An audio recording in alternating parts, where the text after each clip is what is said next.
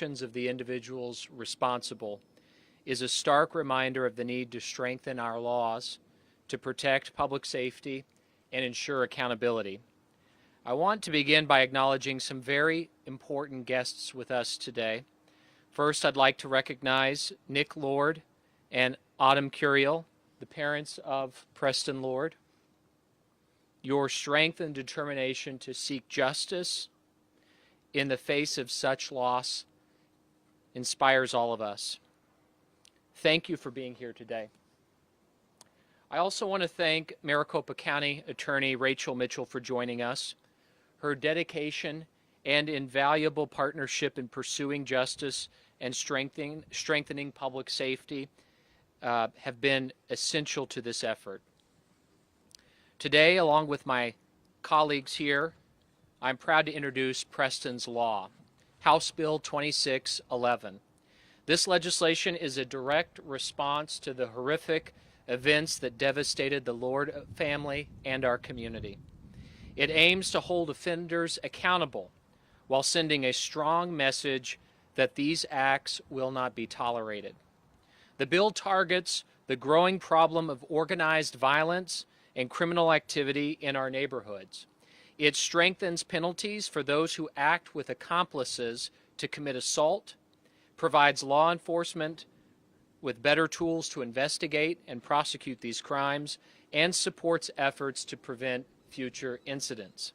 The goal is straightforward: to ensure accountability for those who cause harm and to deter others from following the same path.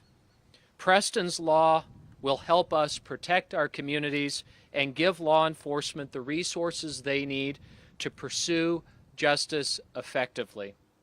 I also want to highlight another important bill deserving attention, House Bill 2653, which is sponsored by my colleague, Representative Jeff Winninger. This legislation addresses a critical issue that arose during the investigation, where some of the teens who cooperated with law enforcement in Preston's case were bullied and threatened for speaking with police. House Bill 2653 would allow law enforcement to keep witnesses' names confidential, protecting their safety and encouraging others to come forward without fear of retaliation. So I'd now like to turn it over to County Attorney Rachel Mitchell, who will share more about how these bills will support prosecution efforts and its broader impact on public safety.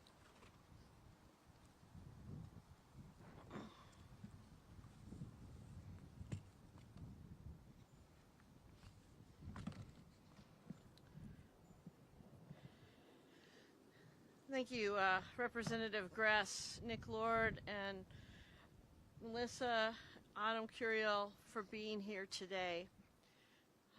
Last year, in addition to preparing this case related to Preston's death, my office also received additional cases involving individuals who would gang up against one individual, oftentimes all teenagers, and conduct attacks on these individuals.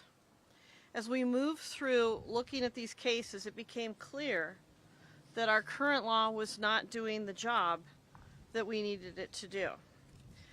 Because these attacks did not oftentimes involve weapons, they didn't involve serious physical injury in some of the cases, they did not involve even substantial physical injury under the law, which oftentimes includes broken bones. These attacks would be classified as misdemeanors. It was only through arguing that the victim's ability to resist was impaired that we could even get it to a Class 6 felony, the lowest level of felony. Preston's Law will change all of this. Under Preston's Law, the swarming component is focused on those who gang up on an individual.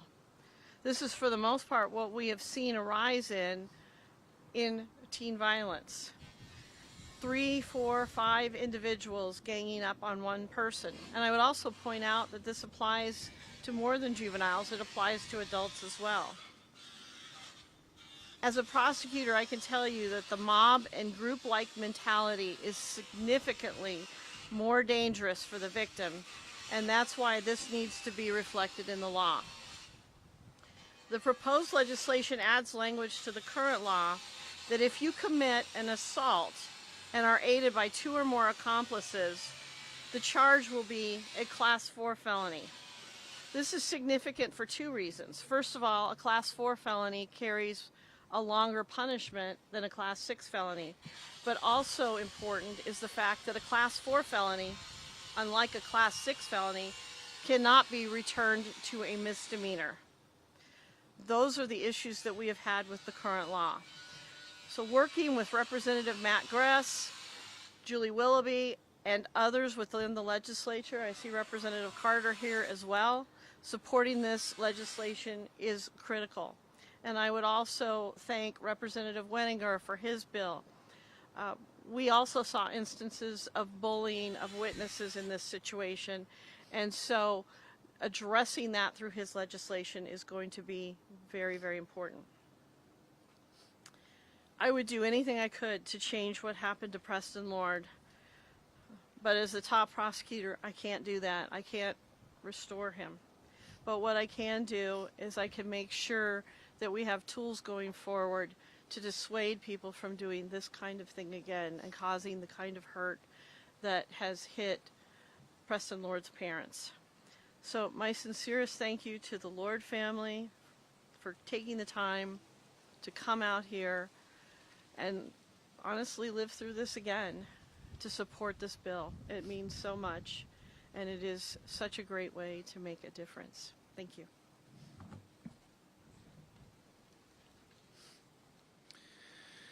Thank you, County Attorney Mitchell. And now the family of Preston Lord would like to make a statement. We will have Autumn Curiel come up and share a few remarks. Hello, I'm Preston's mom. Preston was a happy, thriving, ambitious teenager with his whole life ahead of him. He is what we are most proud of in this life.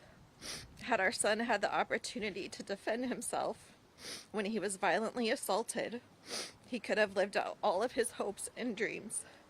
Instead, he tragically suffered a brutal attack by a group of people where he was restrained, leaving him the inability to fight back. It is still deeply shocking to think that such a cruel and senseless act was inflicted upon our beloved son. We hope stronger laws can prevent any future devastating acts from occurring, ensuring no one else is robbed of their life, potential, and vitality. Thank you. Thank you, Autumn. And I just want to add that it is an honor and a privilege for the state of Arizona to have this legislation named after your son. And we look forward to it passing through both houses and getting signed by the governor as promptly as possible. Thank you. Now, County Attorney Mitchell and I are available for questions. If you have any questions that you'd like. Dennis.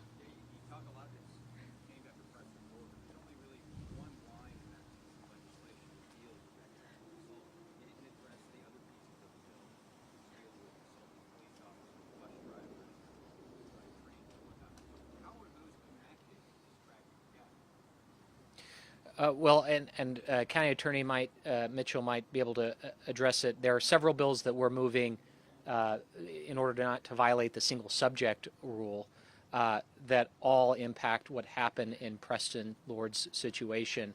And we do have laws on the books right now that elevate the criminal punishment for assaulting certain populations, including police. But County Attorney Mitchell, I don't know if you'd like to add any more. Sure. Dennis, here's what happened. There was an aggravated assault bill that was put on the ballot under an old version of the aggravated assault statute. In the meantime, while that was moved to the ballot, there were additional things added to the aggravated assault statute. So these have all been passed. what it is an attempt to consolidate it, and it looks like it's repassing it, but it's to consolidate it into a single cohesive statute. So it's really a fix. It's not really an addition. This is Preston Lord's bill to add that one portion. Now I understand your question. Yeah. Part of this was a ledge council drafting decision. If we had just included the language pertaining to the swarming legislation, the code that it was going into amending would sunset in 2033.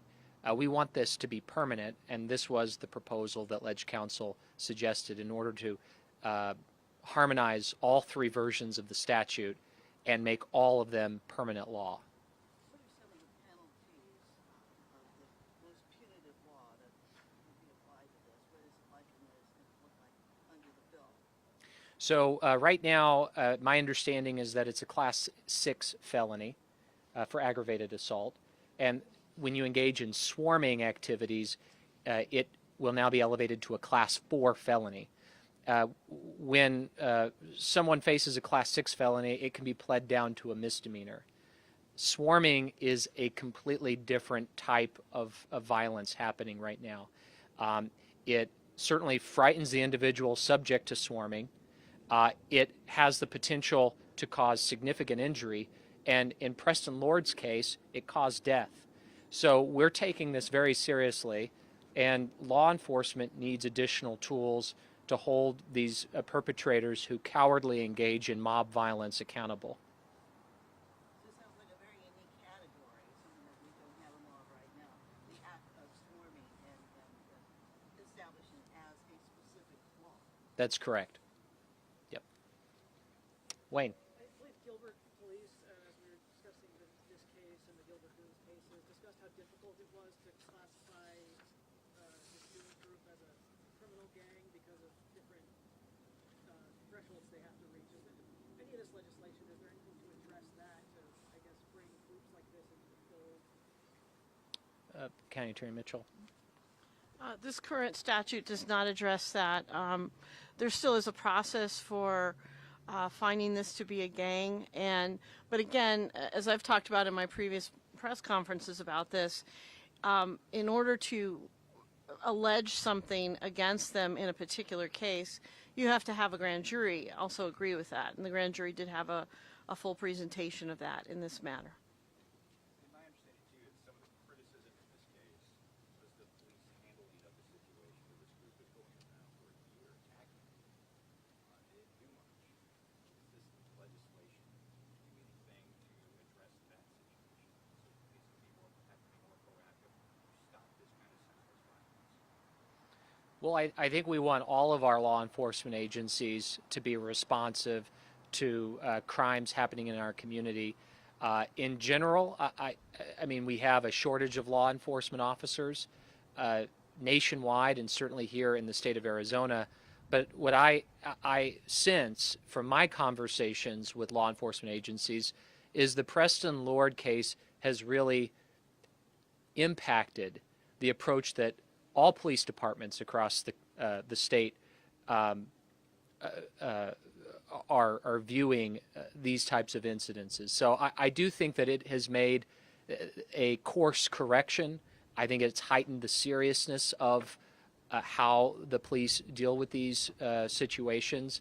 And our swarming legislation is meant to also accentuate how important it is for our law enforcement agencies to act. I mean, the fact that we are creating a special new crime on swarming should give notice to law enforcement agencies that we want cases investigated, taken seriously, and have the perpetrators brought to justice. Correct me if I'm wrong, back in September when we heard about swarming, it was 3 or more. I think now you said 2 or more. Can you talk about how you got from that point to now introducing this new legislation? I believe it's 3 or more. It's 2 accomplices. Yes, 2 accomplices. So 3. Yes. Can we also hear about the other bill a little bit more? Sure. Representative Wenningard? Yes, thank you, and thank you everyone for being here. This bill approaches, I was approached by Coalition of the East Valley Cities, Coalition of the East Valley Police Departments, and I was told, I didn't check on this, that the media kind of apparatus had been consulted on this as well, to basically say we're not going to have people who are being witnesses being intimidated and threatened and bullied, which happened in this case. And so there's that freedom for them to withhold that at that point. It's not going to affect testifying in court or anything. So these younger people and all witnesses are encouraged to come forward and not be intimidated and afraid. Thank you. All right. What kind of different? I mean, obviously, I recognize like classic felonies are much different than what we're talking about with class for felonies. What kind of difference would this have made in the cases that you've seen in terms of sentencing? Well, just to give you an example, the class 6 felony, the presumptive sentence or the starting point for the judge is 1 year.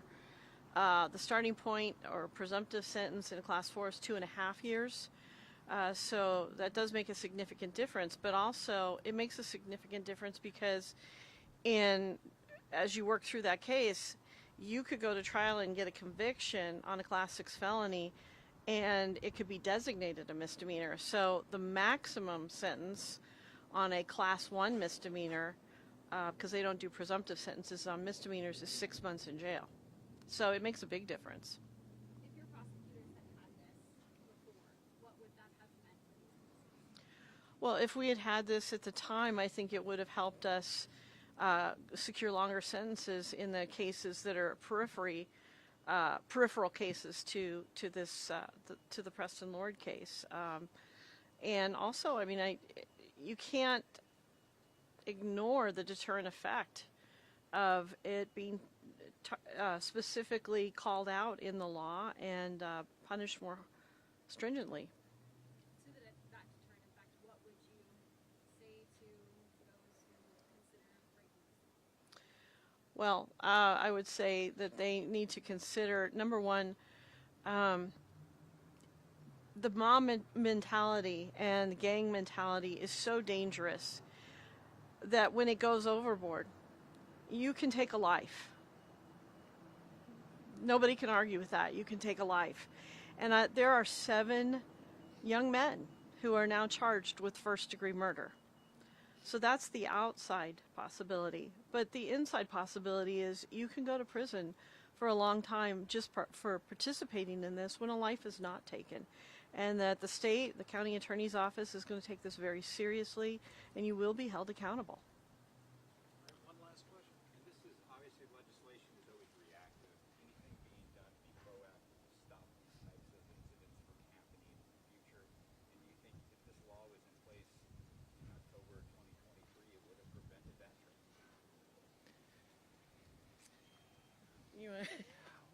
Please.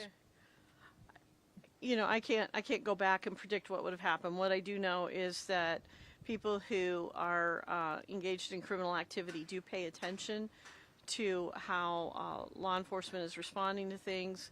And I think when legislators gather to pass a law specific to this type of behavior, when law enforcement has revamped, as Representative Gress talked about, and that this has really informed how things are being conducted these days by these groups, I think they will pay attention to it, and I am very hopeful that it is a deterrent.